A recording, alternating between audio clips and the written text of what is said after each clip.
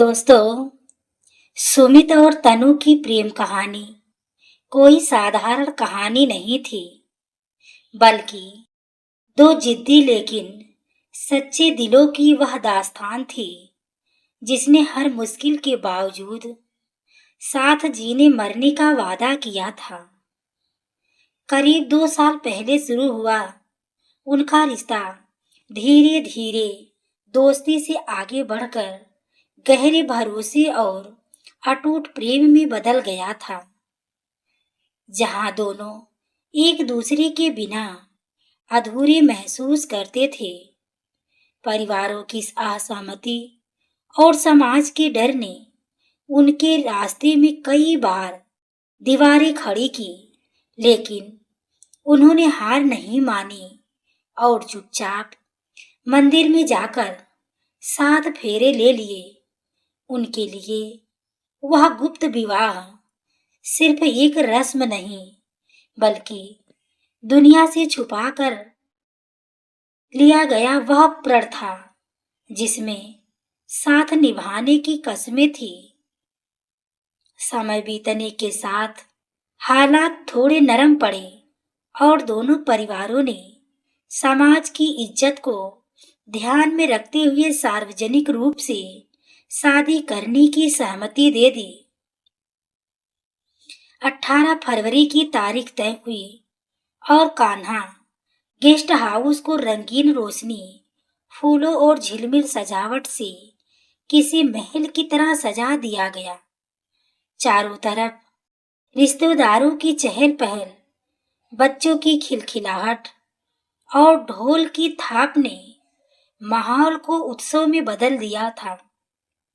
तनु जब लाल जोड़े में सजी तो वह हर किसी की नजर उस पर ठहर गई, जैसे सच में कोई परी धरती पर उतर आई हो। उसकी आंखों में नए जीवन के सपने थे, एक ऐसा घर जहां वह सुमित के साथ अपनी दुनिया बसाना चाहती थी। सुमित भी दोस्तों के बीच मुस्कुराते हुए बार बार उसी की तरफ देख रहा था, जैसे उसे यकीन ही नहीं हो रहा कि अब सब ठीक हो चुका है।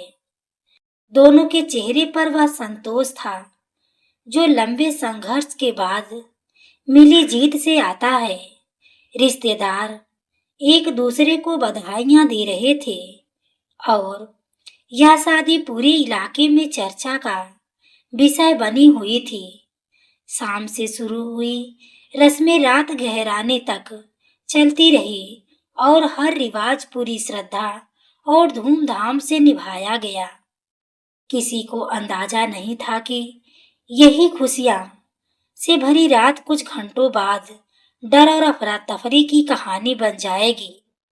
रात के अंतिम पहर में जब अधिकतर मेहमान थक कर कुर्सियों पर बैठ चुके थे, तब भी मंच की रोशनी चमक रही थी। तनु अपने कमरे में बैठी नई जिंदगी की ख्यालों में खोई हुई थी और बाहर लोग विदाई की तैयारियां पर चर्चा कर रहे थे। सुमित अपने दोस्तों के साथ भविष्य की योजनाएं बना रहा था और सब कुछ सामान्य प्रतीत हो रहा था। शादी को हर दृश्य मानो किसी फिल्म का खूबसूरत सीन लग रहा था, जहां अंत हमेशा सुखद ही होता है, पर किस्मत ने शायद कुछ और ही तय कर रखा था। सुबह का सन्नाटा अभी पूरी तरह टूटा भी नहीं था कि एक अजनबी बेचैनी ने माहौल को घेरना शुरू कर दिया। हल्की ठंडी हवा चल रही थी और आसमान में उजाला फैलने लगा था। लोगों को लगा अब बस कुछ ही रस्में बाकी है और फिर दुल्हन विदा होगी, लेकिन किसी को यह अंदाजा नहीं था कि यह विदाई सामान्य नहीं होने वाली।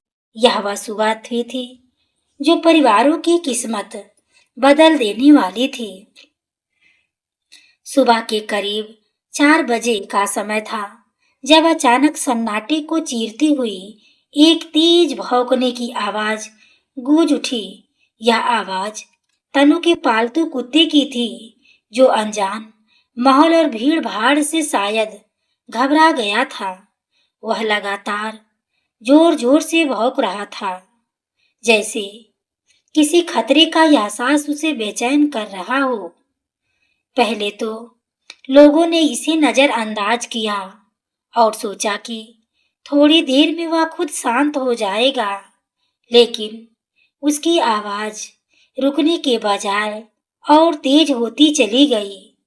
कुछ मेहमानों के चेहरों पर झुंझलाहट साफ दिखाई देने लगी। दूल्हे पक्ष के एक व्यक्ति ने नाराज होकर कहा कि इतनी बड़ी शादी में यह सब बर्दाश्त नहीं किया जा सकता। वह तेज कदमों से उस दिशा में बढ़ा जहां कुत्ता बंधा हुआ था। उसने पहले उसे डटकर चुप कराने की कोशिश की, लेकिन जब वह नहीं रुका तो उसका गुस्सा बढ़ गया। क्षण भर के लिए आवेश में उसने कुत्ते को मार दिया। यह दृश्य पास खड़े दुल्हन पक्ष के कुछ लोगों ने देख लिया। उनके लिए वह जानवर नहीं बल्कि घर का सदस्य था। उन्होंने विरोध जताया और कहा कि शादी के घर में ऐसी हरकत कैसे की जा सकती है। बात सिर्फ कुत्ते की नहीं रही, बल्कि सम्मान और अपमान की बन गई। आवाजें ऊंची होने लगी और शब्दों में तलखी बढ़ती चली गई। दोनों पक्षों के लोग एक दूसरे के करीब आकर बहस करने लगे। तनु के रिश्तेदारों को लगा कि उनके घर की बेइज्जती की जा रही है। दूल्हे पक्ष को लगा कि बात को बेवजह बढ़ाया जा रहा है। कुछ ही पलों में माहौल पूरी तरह तनाव से भर गया। शादी का सजा हुआ मंडप अब विवाद का केंद्र बन चुका था। किसी ने किसी को धक्का दिया और स्थिति हाथ से निकलने लगी। गुस्से में समझदारी को पीछे छोड़ दिया और वही एक क्षण आने वाली बड़ी घटना की शुरुआत बन गया। धक्का मुक्की ने जल्द ही उग्र रूप ले लिया और दोनों पक्षों के लोग आमने सामने आ गए। किसी ने कुर्सी उठाकर फेंकी तो किसी ने गुस्से में मेज पलट दी। कुछ ही सेकंड में सजावट बिखरने लगी और फूल जमीन पर गिर गए। महिलाएं घबराकर पीछे हटने लगी और बच्चों को अपनी बाहों में समेट लिए। लोगों की चीख पुकार से पूरा गेस्ट हाउस गूंज उठा। लाठी डंडे चलने लगे और अफरा तफरी मच गई। जो मंच कुछ देर पहले वर वधू के फेरी का साक्षी था, अब हिंसा का गवाह बन गया। किसी के सिर से खून बहने लगा तो कोई दर्द से कहराते हुए जमीन पर गिर पड़ा। तनु स्तब्ध खड़ी यह सब देख रही थी और उसके सपने एक एक कर टूटते जा रहे थे। सुमित ने बीच बचाव की कोशिश की, लेकिन भीड़ के शोर में उसकी आवाज दब गई। कुछ समझदार लोग झगड़ा रोकने की कोशिश कर रहे थे, लेकिन हालात नियंत्रण से बाहर थे। कुर्सियों की टकराने की आवाज और लोगों की चिल्लाहट मिलकर एक भयावह दृश्य बना रही थी। शादी का वह हॉल जो कुछ घंटे पहले रोशनी से जगमगा रहा था, अब बिखराव से भर गया था।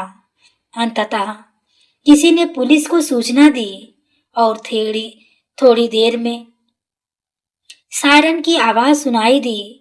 पुलिस के पहुंचते पहुंचते कई लोग घायल हो चुके थे। एम्बुलेंस बुलानी पड़ी और कुछ लोगों को तुरंत अस्पताल ले जाया गया। दोनों परिवारों के चेहरे अब गुस्से और शर्म का मिला जुला भाव था। समाज के सामने जो सम्मान दिखाना था, वह अब विवाद में बदल चुका था। तनु का दिल घबराहट से भर गया और उसे समझ नहीं आ रहा था कि वह यह सब क्यों हुआ। सुमित की आंखों में निराशा और दर्द साफ झलक रहा था। कुछ ही घंटों में खुशियों का समंदर दुख के सैलाब में बदल गया। किसी ने सोचा भी नहीं था कि एक छोटी सी बात इतनी बड़ी त्रासदी बन जाएगी। रात की सारी मुस्कानें अब आंसुओं में बदल चुकी थी और यही वह क्षण था जहां से रिश्तों की डोर कमजोर पड़ने लगी। घटना के बाद मामला थाने पहुंचा और दोनों परिवारों को बैठाकर पूछताछ शुरू हुई। घायलों का इलाज चल रहा था और पुलिस पूरी घटना का विवरण जानना चाहती थी। तनु को बयान देने के लिए बुलाया गया और वह घबराई हुई कुर्सी पर बैठ गई। उसके आसपास परिवार के लोग खड़े थे जो उसे बार बार समझा रहे थे कि समाज क्या कहेगा। उसके मन में प्यार और परिवार की इज्जत के बीच भयंकर संघर्ष चल रहा था। आंखों में आंसू थे और आवाज कांप रही थी। कई निगाहें उसी पर टिकी थी, मानो पूरा फैसला उसी के शब्दों पर निर्भर हो। दबाव इतना ज्यादा था कि वह खुद को अकेला महसूस करने लगी। कुछ पल चुप रहने के बाद उसने कहा कि वह या शायद शादी नहीं करना चाहती। उसके शब्द सुनते ही कमरे में सन्नाटा छा गया। सुमित के लिए यह सुनना किसी गहरे आघात से कम नहीं था। उसे लगा जैसे उसके पैरों तले जमीन खिसक गई हो। दोनों परिवारों के बीच की दूरी और बढ़ गई। समाज में चर्चा होने लगी कि आखिर गलती किसकी थी। तनु अपने कमरे में लौटकर घंटों रोती रही। उसे एहसास था कि उसने जो कहा वह उसके दिल की आवाज नहीं थी, लेकिन उस पर वह परिस्थितियों में हार गई थी। 4 दिन तक घर में सन्नाटा पसरा रहा। सुमित भी चुपचाप सब सहता रहा। दोनों के बीच कोई संपर्क नहीं हुआ, लेकिन दिलों में उठती बेचैनी कम नहीं हुई। तनु हर रात अपने फैसले पर सोचती और पछताती। उसे महसूस होने लगा कि वह अपने प्यार से दूर नहीं जा सकती और यही एहसास उसे एक नए निर्णय की ओर ले गया। चौथे दिन सुबह तनु ने हिम्मत जुटाई और एक बड़ा कदम उठाने का निश्चय किया। उसने परिवार से बिना कुछ कहे घर छोड़ दिया और सीधे सुमित के पास पहुंच गई। सुमित ने जब उसे सामने देखा तो उसकी आंखों में आश्चर्य और खुशी एक साथ झलक उठी। तनु ने बिना देर किए कहा कि वह उसके साथ ही रहना चाहती है। उसने स्वीकार किया कि थाने में दिया गया बयान दबाव में था। कुछ समय बाद उसका एक वीडियो सामने आया जिसमें उसने खुलकर अपनी बात रखी। उसने कहा कि वह सुमित से सच्चा प्यार करती है और उसी के साथ अपना जीवन बिताना चाहती है। इस बयान ने पूरे इलाके में फिर हलचल मचा दी। कुछ लोगों ने इसे प्यार की जीत कहा, कुछ ने इसे परिवार की अवहेलना बताया, लेकिन सच्चाई यह थी कि दिल ने आखिरकार अपनी आवाज बुलंद कर दी। दोनों ने एक दूसरे का हाथ थामकर साथ निभाने का वादा दोहराया। परिवारों के बीच अभी भी खटास थी, लेकिन उम्मीद की एक किरण दिखाई देने लगी। समाज में अब भी सवाल थे कि आखिर इतना बड़ा विवाद क्यों हुआ। एक छोटी सी घटना ने दो परिवारों की आमने सामने ला दिया था। अगर उस समय धैर्य रखा जाता तो शायद हालात अलग होते। यह कहानी गुस्से के खतरनाक परिणाम को दिखाती है। यह सिखाती है कि रिश्ते सम्मान और संयम से टिकते हैं। तनु के चेहरे पर अब संतोष था, क्योंकि उसने अपने दिल की सुनी थी। सुमित की आंखों में फिर से सपने लौट आए थे, लेकिन उस रात की यादें हमेशा उनके साथ रहेगी। शादी का वह मंडप अब सिर्फ एक स्मृति बन चुका था।